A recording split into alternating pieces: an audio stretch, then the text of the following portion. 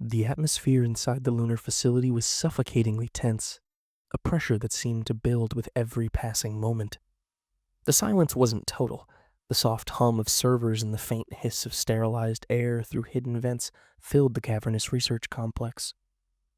To anyone else, the stillness might have been comforting, a sanctuary for focused work.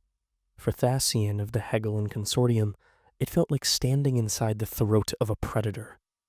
Crouched low within the shadows of an overhead maintenance conduit, Thasian's pale scale-like skin flushed dark, a sign of suppressed adrenaline. His sensitive antennae twitched, brushing the cool metallic surface of his cloaked suit. His team of operatives, 3 others clad in the same shimmering camouflage, fanned out along the conduit's length, all trained professionals in espionage and sabotage. Still, even they couldn't hide their unease. "This is a mistake," hissed Ground, one of his subordinates. The vibrations in her voice resonated through their linked comms. "The humans are unpredictable.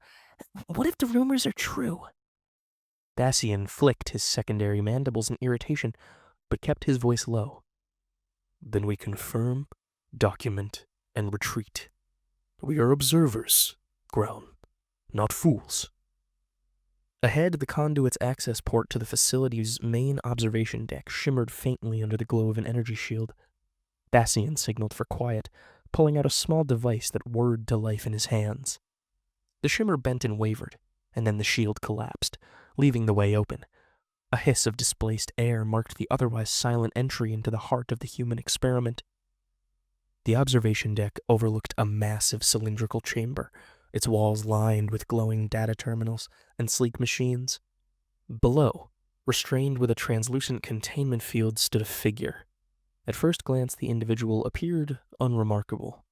A human male, shirtless, his body a canvas of scars and lean muscle. His eyes, however, were anything but ordinary.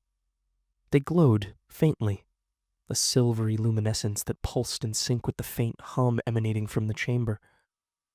The humans called him Subject Alpha. "Run diagnostics again," a voice crackled from the chamber below. It belonged to a human scientist, a wiry man in a lab coat who stood before a console brimming with holographic displays. His name tag read Dr. Elias Varn, and his sharp gestures betrayed a mixture of excitement and impatience. "I want baseline readings before the neural augmentation sequence starts." Thasian's antennae twitched. Neural augmentation?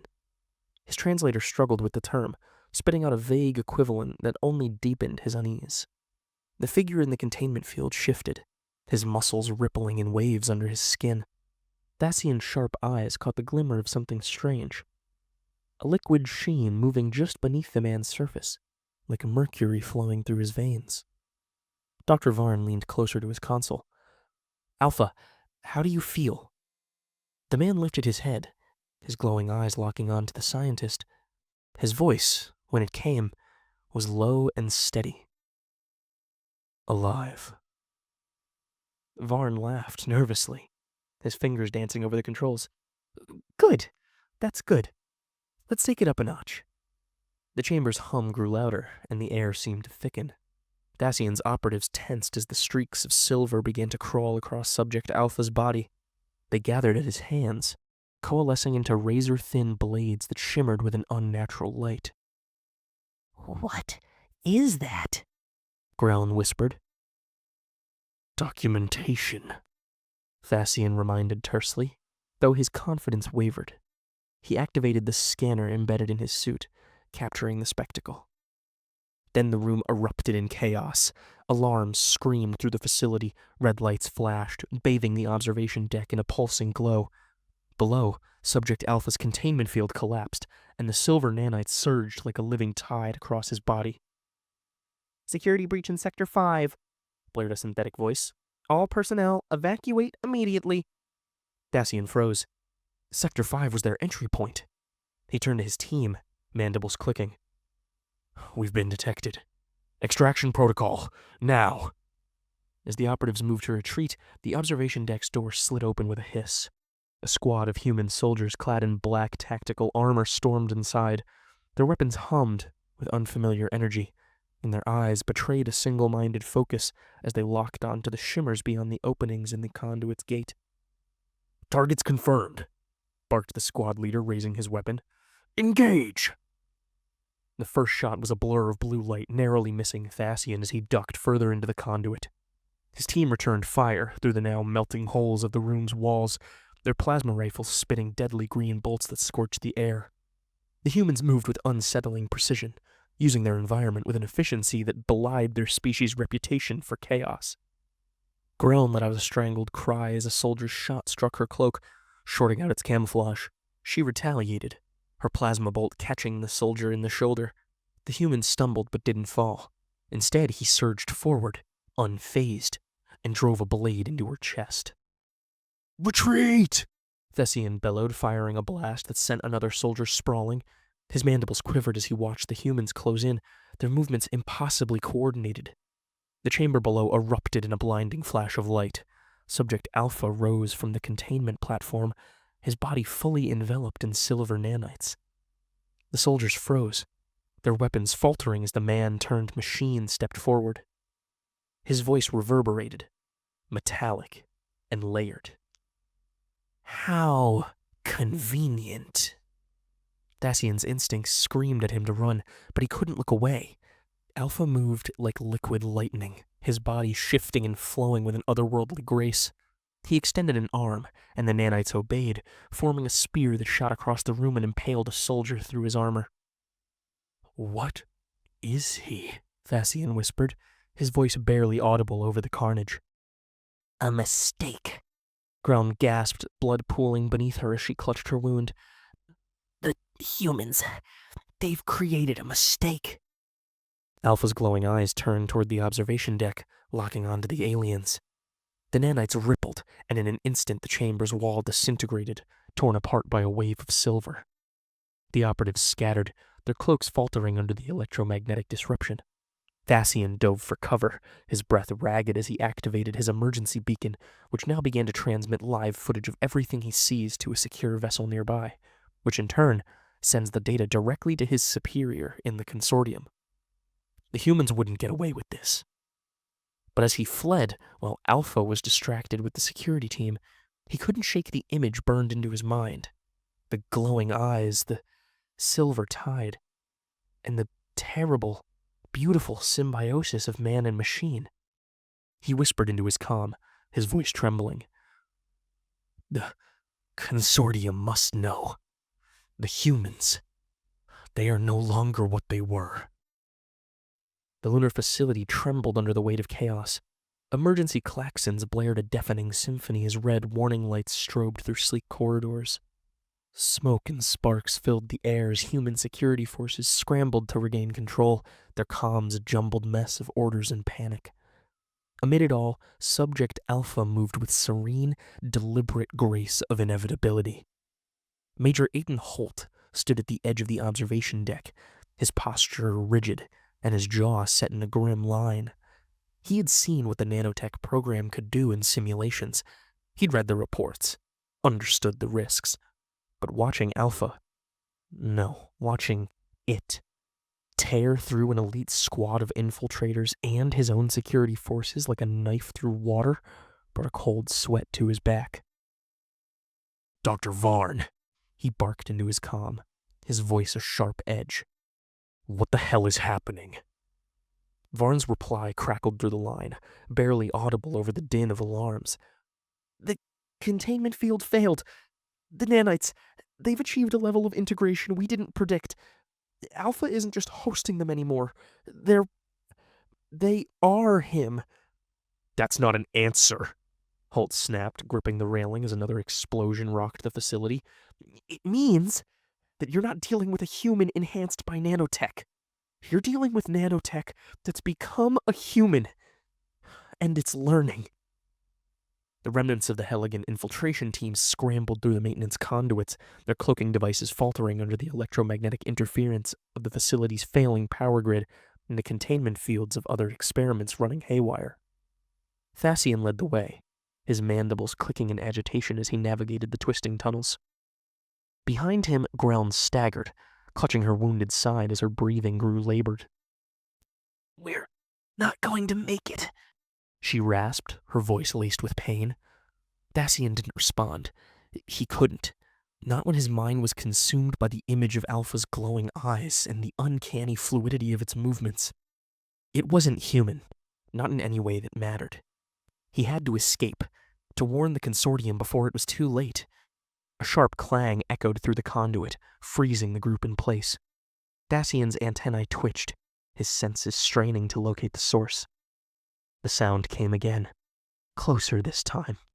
Metal against metal, deliberate and unhurried. "They're coming," one of his operatives whispered, their voice trembling. "No," Dacian breathed, his chest tightening as realization dawned. "It's coming." Alpha's pursuit was relentless. The nanites whispered to him, a chorus of cold, clinical voices guiding his every move. The world around him seemed slower, more fragile, as if reality itself bent to accommodate his will. He didn't need to run. His prey had nowhere to go.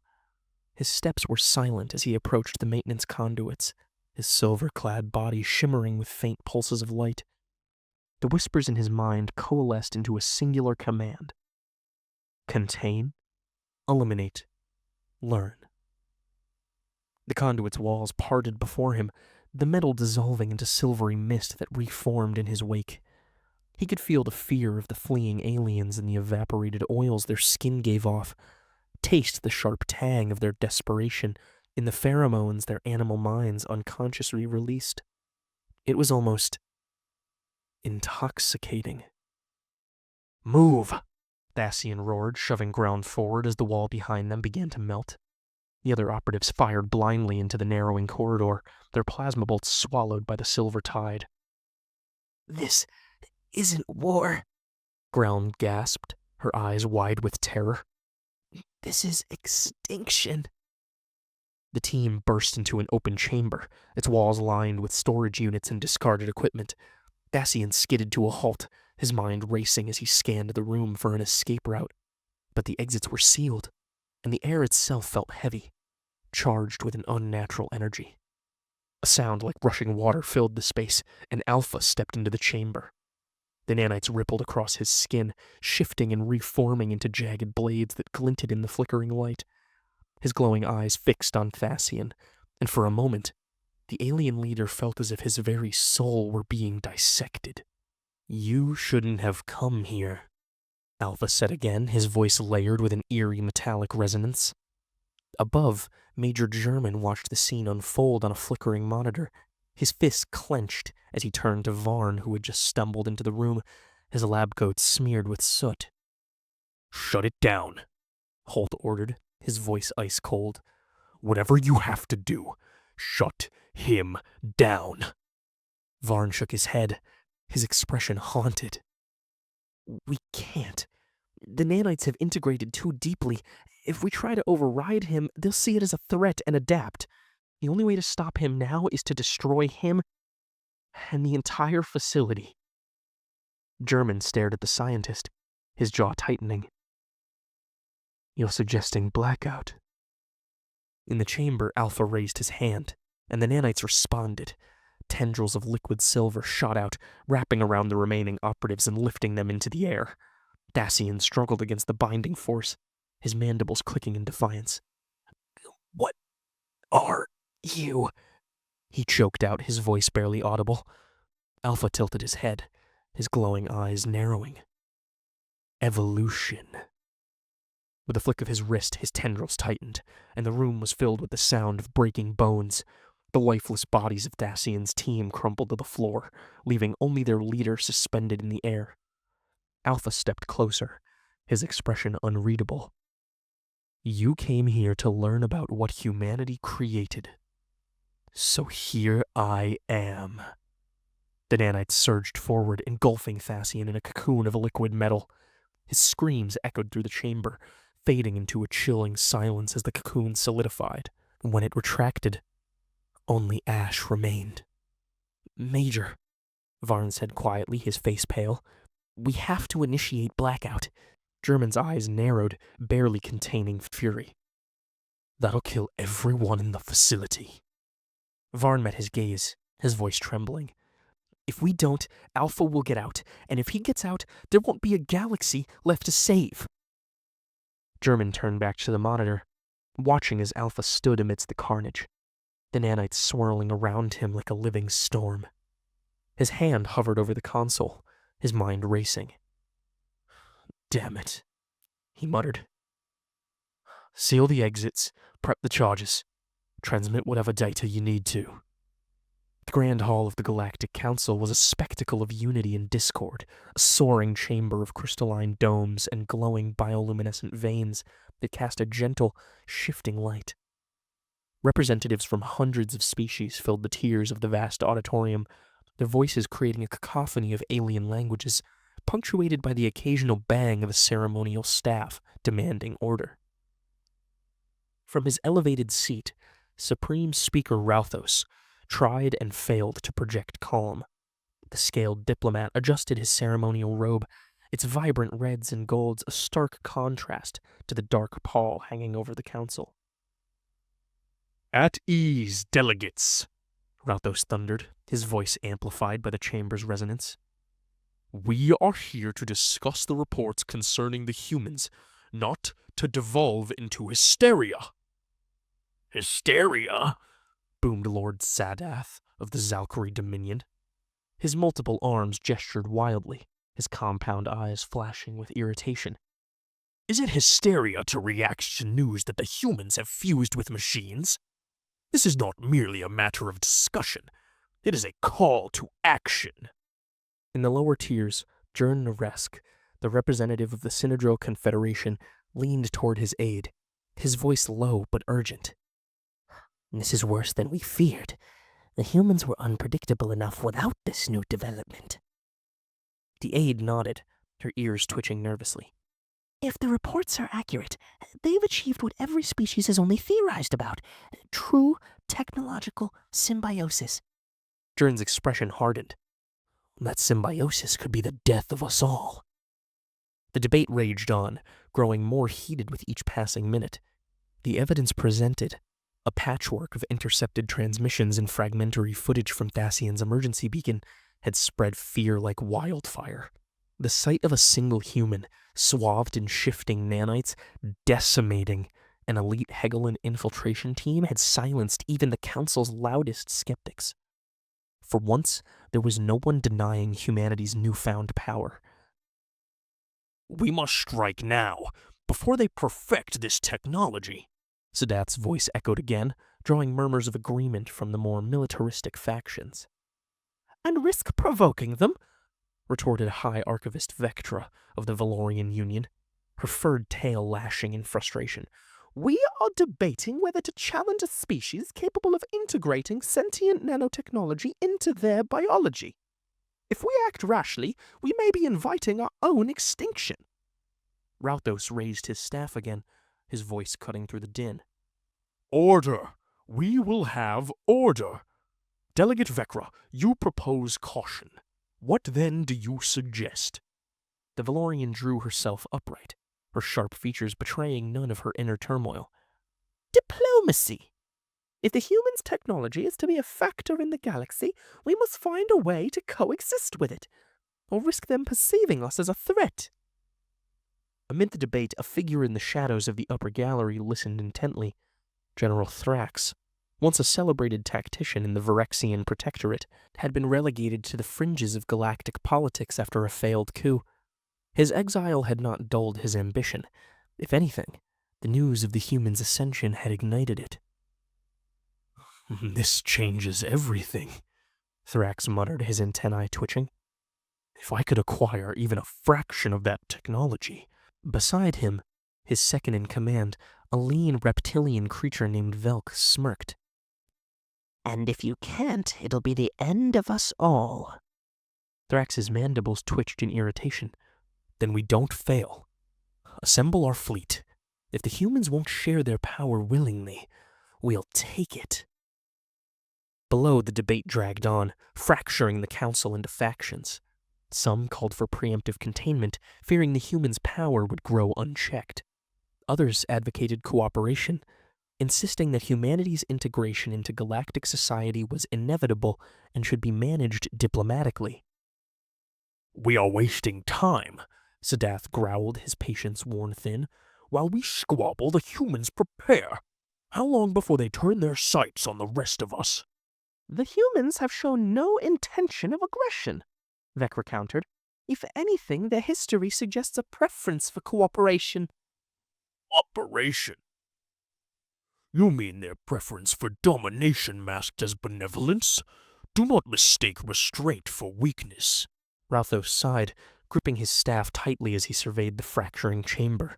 He knew the Council's unity had always been tenuous, but this new crisis threatened to shatter it entirely. Before he could speak, a holographic projection flickered to life in the center of the chamber. The image was grainy, but unmistakable. A human figure, their body enveloped in rippling silver, standing amidst the wreckage of a Hegelin strike team. Their glowing eyes pierced the crowd, and their voice, though distorted, carried an unsettling resonance. "We are not your enemy, but we will not be your prey." The chamber fell silent, the weight of the message hanging heavy in the air. For a moment, even Sadath seemed at a loss for words. "It seems," Ralthos said at last, his voice quiet but firm, "that the humans have made their position clear." Far from the Council's deliberations in the cold expanse of space, Thrax's fleet prepared for its boldest move yet. The rogue general stared at the tactical display before him, his mandibles clicking in anticipation. "Set course for the Terran system," he ordered, his voice a low growl.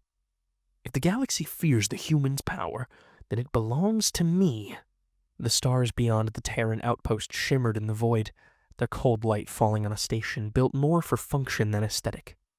The outpost, a cluster of armored modules tethered by thick conduits, floated in the shadow of Europa, Jupiter's icy moon. Its purpose was unremarkable: training, logistics, and research. But tonight, it would become the stage for a battle that would ripple across the galaxy. Major Aiden Holt stood on the observation deck, his arms crossed over his chest. His eyes traced the swirling clouds of Jupiter in the distance, but his thoughts were fixed on the latest reports. Thrax's fleet was on the move, and their trajectory left little doubt about their destination. "They'll be here within the hour," said Lieutenant Darrow, stepping up beside him. The younger man's face was pale, his jaw tight. "Scouts confirm. It's a full armada." Holt nodded grimly. "And they'll be coming for one thing." Darrow hesitated. Do we have a chance?" Holt didn't answer immediately. Instead, he turned to look at the team gathered in the adjacent chamber. 6 figures, all standing unnaturally still, their bodies sheathed in the faintly shimmering silver of active nanites. The Alpha incident was close. Project Blackout shut down the rampant subject, and the data remotely gathered enabled them to make more, contained instances. Their eyes glowed faintly as they synchronized, their movements almost imperceptible, as if guided by an unseen force. "They're not here to take us down," Holt said finally. "They're here to take them." Across the outpost, alarms blared as defensive measures snapped into place.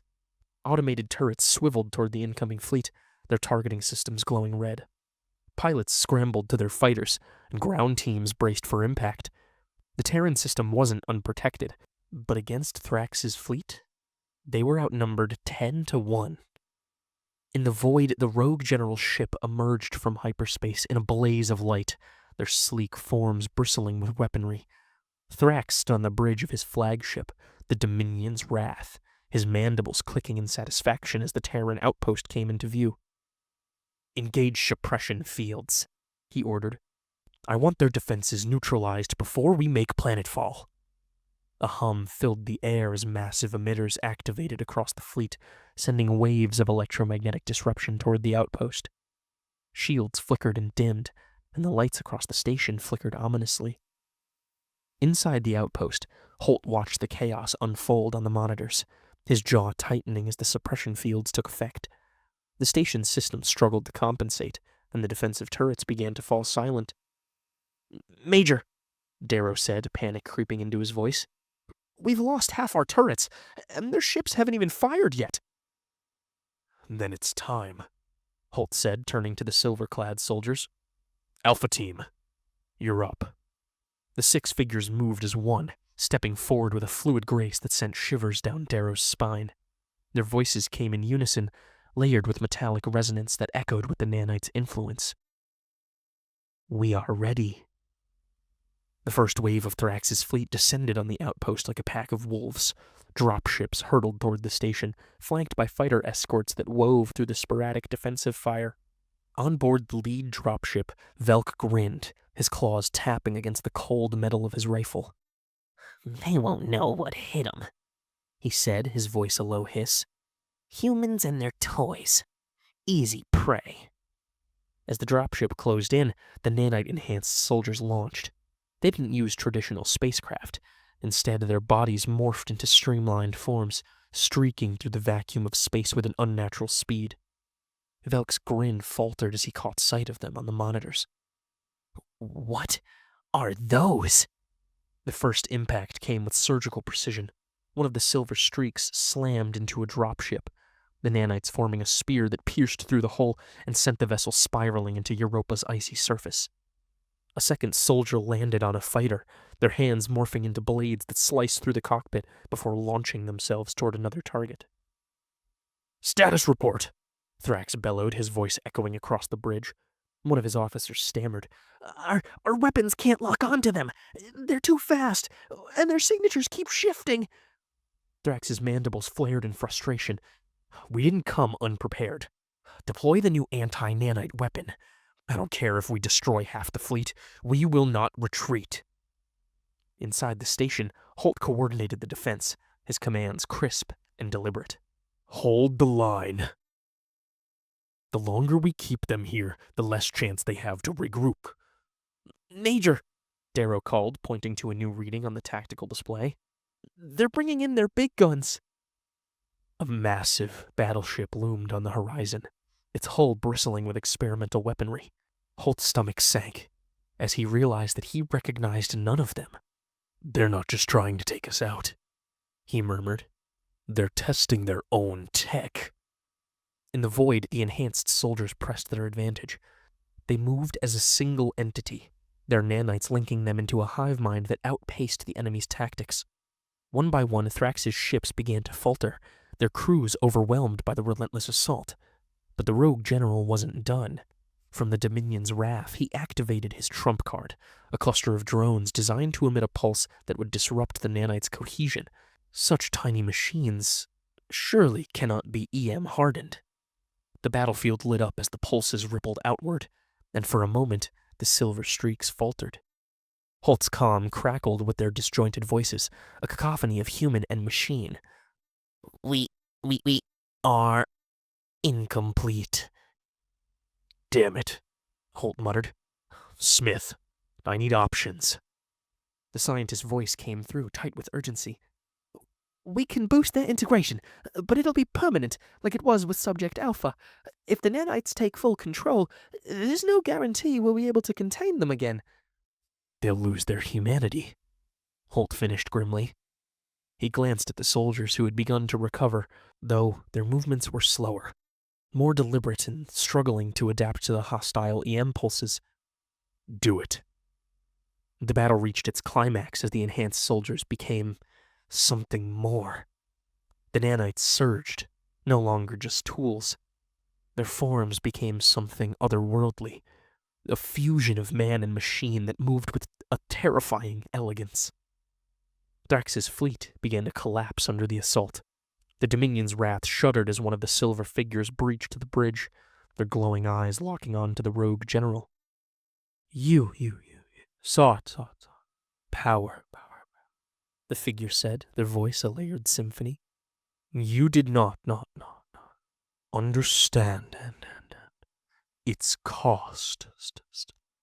In the aftermath, the outpost stood battered, but victorious. The remnants of Thrax's fleet scattered, and the rogue general himself was taken into custody, his ambition shattered. Holt stood among the wreckage, watching as the enhanced soldiers deactivated their nanites.